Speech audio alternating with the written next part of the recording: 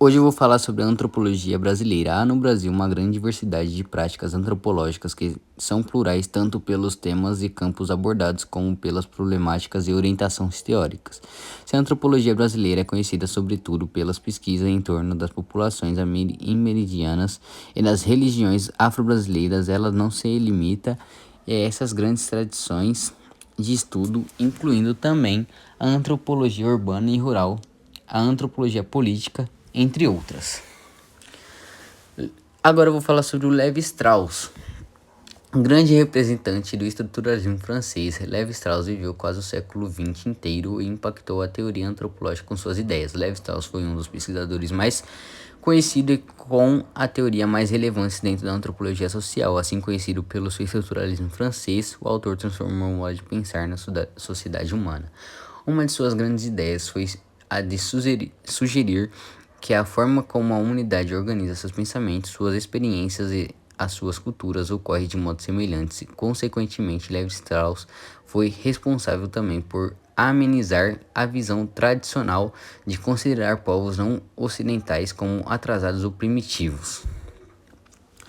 Sua principal teoria, Lévi-Strauss é um autor bastante importante na antropologia social, contudo, suas formulações teóricas são bastante complexas e podem soar difíceis inicialmente. Portanto, veja a seguir algumas ideias trazidas como suas principais teorias para ajudar no seu estudo. E estruturalismo. O grande representante do estruturalismo francês é Lévi-Strauss. Para o autor, existe uma estrutura mental universal da humanidade que organiza as nossas experiências em formas simbólicas. Em outras palavras, não existe diferenças na mente ou na intelectualidade entre seres humanos, seja qual for a sociedade. Princípio da reciprocidade. Inspirado em Marcel Mauss, Lévi-Strauss ajudou a discutir sobre o princípio da reciprocidade.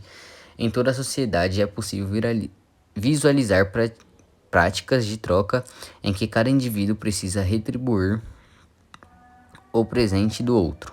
Um exemplo é a festividade do Natal, em que as pessoas costumam trocar presentes.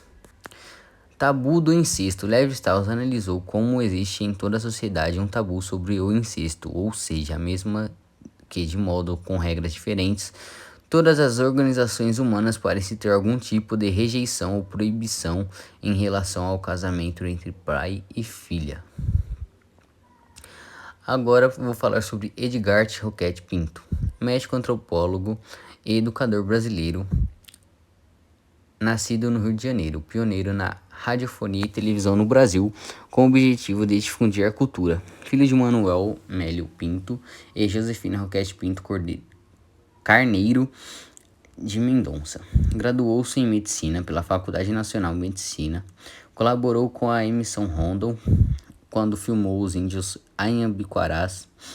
Também realizou os estudos sobre os sambaquis, depósitos arqueológicos no litoral do Rio Grande do Sul, e ensinou Histórias Natural na Escola Normal do Rio de Janeiro e Fisiologia na Universidade Nacional do Paraguai.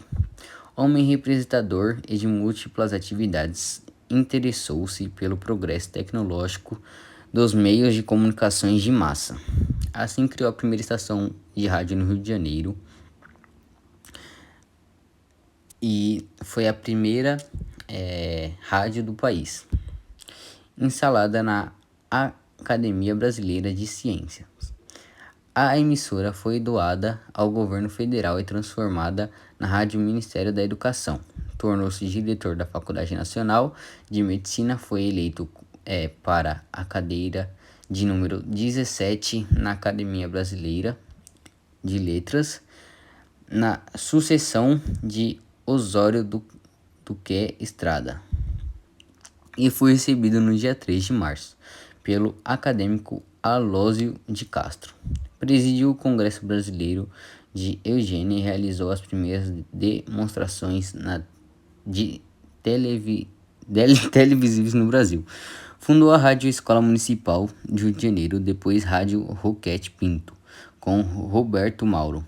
Criou o Instituto Nacional do Cinema Educativo, que dirigiu, sempre viveu na cidade do Rio de Janeiro, cidade onde também faleceu. Em sua obra escrita destacam-se Guia de Antropologia, Ensaios de Antropologia Brasileira, Sambaia, Ensaios Brasileiros. Bom, a minha conclusão foi que a antropologia no Brasil, ela serviu não só apenas para tecnologia, mas para o seu dia a dia também, como algo mais avançado, tanto no estudo quanto na mente, com psicologia e tudo, ajudando todos os seus povos, tanto na cultura, tanto na música, tanto em todo tipo de atividade. Nela tem esporte, tem música, tem cultura, tem televisão, rádio, jornal, tudo. Mas tudo no meio da comunicação.